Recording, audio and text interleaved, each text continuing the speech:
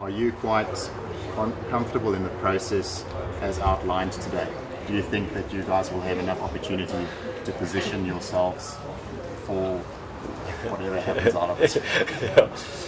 Yeah, it's a tough one to answer, Gareth. I mean, I must say I haven't been actively involved in the process, so I'm as much in the dark in terms of some of the financial planners out there.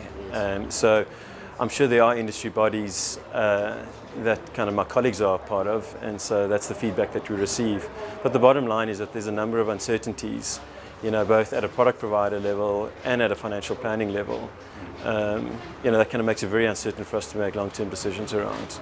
So we kind of making decisions based on our kind of interpretation of what's happening in the UK, what we think will happen in South Africa, and we need to kind of persevere with some business models that we think are going to be future fit, and that's our focus right now. But are you confident that the regulator is open and listening to your comments and concerns as the process unfolds?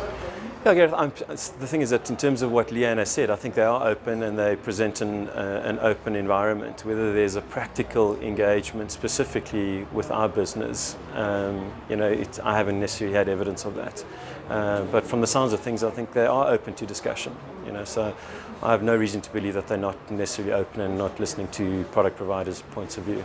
Is RDR going to pan out easier in the investment space or than in the life space, do you think?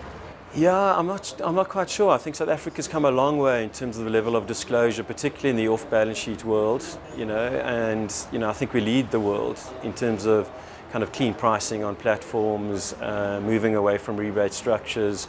There's always more to do in terms of educating clients and giving them the appropriate level of disclosure so that they can kind of make informed decisions.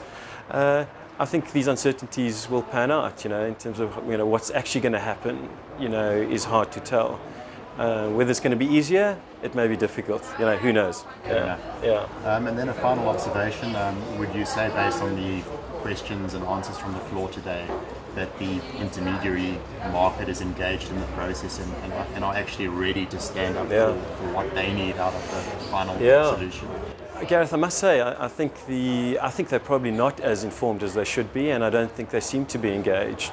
I think institutions seem to be engaging with the regulator, but the small man in the street, the solar operator, I'm not sure their voice is being heard.